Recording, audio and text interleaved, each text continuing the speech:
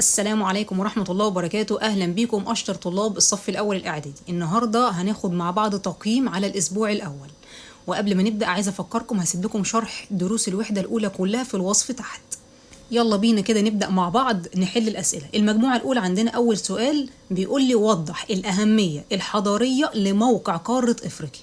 احنا خدنا كذا أهمية لقارة إفريقيا، هو عايز بقى الأهمية الحضارية.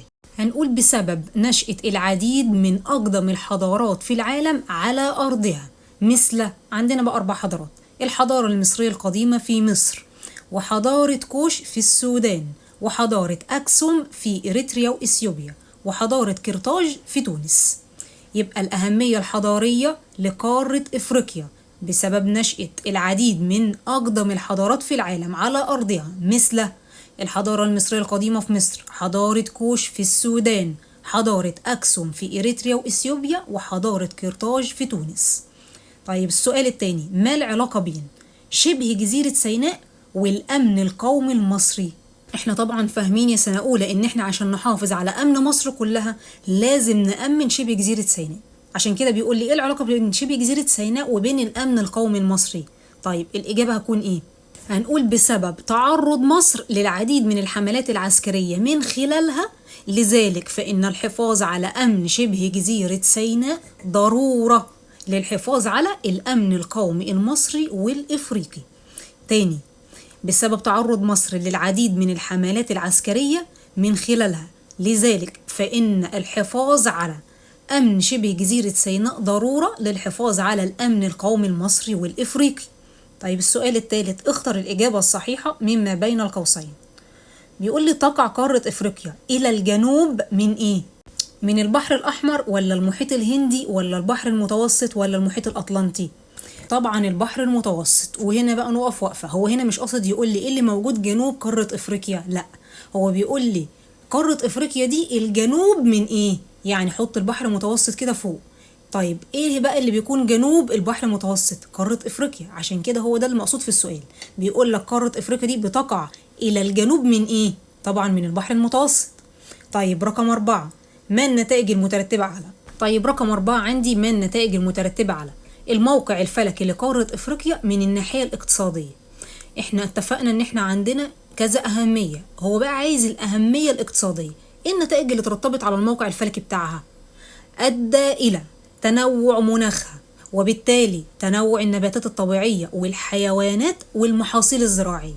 يبقى احنا عندنا الموقع الفلكي أدى إلى إيه؟ أدى لتنوع مناخها، وبالتالي تنوع النباتات الطبيعية والحيوانات والمحاصيل الزراعية. طيب رقم 5: حدد السبب الذي أدى إلى تحكم قارة إفريقيا في أهم طرق الملاحة العالمية. بسبب موقعها الجغرافي وإشرافها على ممرات مائية مهمة، مثل إيه؟ مثل مضيق جبل طارق ومضيق باب المندب وقناة السويس. يبقى قارة إفريقيا موقعها الجغرافي ده جعلها تشرف على أهم ممرات مائية زي مضيق جبل طارق، مضيق باب المندب، وقناة السويس. طيب تعالوا ندخل على المجموعة التانية. رقم 1 فيها بيقول لي أيد بالأدلة، يعني عايز دليل إن شبه جزيرة سيناء ليها أهمية حضارية لقارة إفريقيا. إيه الدليل على كده؟ إن انتقل بعض الثقافات والحضارات عن طريقها من آسيا إلى إفريقيا، مثل الحضارة الإسلامية. يبقى الأهمية الحضارية لشبه جزيرة سيناء إيه؟ إن انتقل بعض الثقافات والحضارات عن طريقها من آسيا إلى إفريقيا، مثل الحضارة الإسلامية. طيب رقم 2: ما المقصود بالحضارة؟ مجموع الإنتاج الثقافي مثل العادات والتقاليد والعلوم والفنون والقيم، والإنتاج المادي مثل القلاع والمباني والقصور، وهو ما يميز مجتمعا عن غيره. ده تعريف الحضارة. تاني، ما المقصود بالحضارة سنة أولى إعدادي؟ مجموع الإنتاج الثقافي مثل العادات والتقاليد والعلوم والفنون والقيم، والإنتاج المادي مثل القلاع والمباني والقصور، وهو ما يميز مجتمعا عن غيره. طيب نيجي للسؤال الثالث: حدد الآثار الناتجة عن إشراف قارة إفريقيا على ممرات مائية مهمة. إيه اللي نتج على إن قارة إفريقيا بتشرف على ممرات مائية مهمة؟ هنقول أدى ذلك إلى اكتساب قارة إفريقيا أهمية استراتيجية. يبقى تحكمها في ممرات مائية مهمة ده أدى إلى إيه؟ إلى اكتسابها أهمية استراتيجية. طيب رقم 4، اذكر أهم الحضارات التي نشأت على أرض قارة إفريقيا. أهم الحضارات اللي كانت موجودة على أرض قارة إفريقيا، احنا اتفقنا إن هم 4. طيب عايزين الأربعة بقى، مثل إيه؟ مثل الحضارة المصرية القديمة في مصر، وحضارة كوش في السودان، وحضارة أكسوم في إريتريا وإثيوبيا، وحضارة قرطاج في تونس. يبقى 4 حضارات تاني نقولهم مع بعض. الحضارة المصرية القديمة في مصر، حضارة كوش في السودان، حضارة أكسوم في إريتريا وإثيوبيا، حضارة قرطاج في تونس. طيب السؤال الخامس، فسر تنوع المناخ والنبات الطبيعي في قارة إفريقيا. إيه سبب تنوع المناخ والنبات في قارة إفريقيا؟ طبعا دي لها علاقة بالموقع الفلكي على طول، يبقى بسبب الموقع الفلكي لقارة إفريقيا، والذي أدى إلى تنوع المناخ وبالتالي تنوع النبات الطبيعي. يبقى الموقع الفلكي هو السبب الذي أدى إلى تنوع المناخ وبالتالي تنوع النبات الطبيعي. طيب تعالوا ندخل على المجموعة الثالثة. رقم 1 بيقول لي اكتب ما تشير إليه العبارة التالية: دائرة عرض رئيسية تمر في وسط إفريقيا تقريبا. طيب الدائرة دي اسمها إيه؟ اللي بتمر في النص بالظبط من قارة إفريقيا اسمها دائرة الاستواء. طيب رقم 2، اكتب كلمة صواب أو كلمة خطأ أمام العبارة الآتية مع ذكر السبب في الحالتين.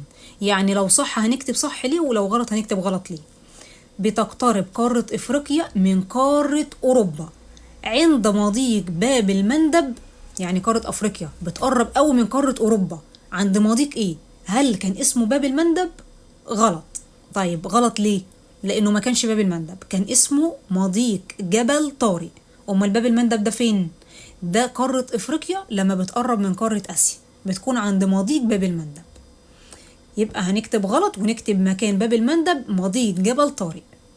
رقم 3، حدد أسباب أهمية موقع قارة إفريقيا اقتصاديا. عايزين أهمية الموقع اقتصاديا. خدوا بالكم هو هنا في السؤال قالك حدد أسباب، يعني معنى كده إن مفيش سبب واحد، ده في كذا سبب. طيب الأسباب اللي عندنا إيه؟ بسبب الموقع الفلكي والموقع الجغرافي. يبقى بسبب الموقع الجغرافي الذي أدى إلى تحكمها في أهم طرق الملاحة العالمية. يبقى أول سبب الموقع الجغرافي الذي أدى إلى تحكمها في أهم طرق الملاحة العالمية. طيب وتاني سبب الموقع الفلكي الذي أدى إلى تنوع مناخها وبالتالي تنوع النباتات الطبيعية والحيوانات والمحاصيل الزراعية. يبقى أهمية قارة إفريقيا اقتصاديا بسبب حاجتين: الموقع الجغرافي الذي أدى لتحكمها في أهم طرق الملاحة العالمية، والموقع الفلكي الذي أدى إلى تنوع مناخها وبالتالي تنوع النباتات الطبيعية والحيوانات والمحاصيل الزراعية. طيب السؤال اللي بعد كده رقم 4، ما رأيك في الحفاظ على أمن شبه جزيرة سيناء ضرورة للحفاظ على الأمن القومي المصري والإفريقي؟ هو هنا بيقول لك إيه رأيك، إنما هو في الأصل وفي الأساس دي إجابة مكتوبة بالنص في كتاب الامتحان. تعالوا بقى نشوف الإجابة هتكون إيه. السؤال ده سنة أولى إعدادي بيعتبر الأهمية الاستراتيجية لشبه جزيرة سيناء. طيب الإجابة هنقول بسبب تعرض مصر للعديد من الحملات العسكرية من خلالها، ولذلك فإن الحفاظ على أمن شبه جزيرة سيناء ضرورة للحفاظ على الأمن القومي المصري والإفريقي. يعني أنا دلوقتي لو حافظت على شبه جزيرة سيناء الأمن بتاعها، حافظت على الأمن بتاع شبه جزيرة سيناء، كده أنا هبقى بحافظ على إيه؟ على الأمن القومي لمصر والقارة إفريقيا كلها. يبقى تاني الإجابة بسبب تعرض مصر للعديد من الحملات العسكرية من خلالها، فإن الحفاظ على أمن شبه جزيرة سيناء ضرورة للحفاظ على الأمن القومي المصري والإفريقي. طيب آخر سؤال عندنا، دلل تعددت الحضارات التي نشأت في شمال إفريقيا. هو هنا عايز اللي موجودة في شمال إفريقيا. هنقول حيث نشأت العديد من الحضارات على أرضها والتي تعد من أقدم الحضارات في العالم، مثل إيه؟ الحضارة المصرية القديمة في مصر، وحضارة قرطاج في تونس. احنا مش هنقول باقي الحضارات ليه؟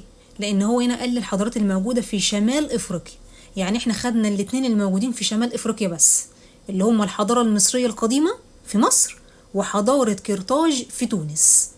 يبقى تاني الإجابة: حيث نشأت العديد من الحضارات على أرضها، والتي تعد من أقدم الحضارات في العالم، مثل الحضارة المصرية القديمة في مصر وحضارة قرطاج في تونس. وبكده سنة أولى إعدادي نكون خلصنا تقييم الأسبوع الأول.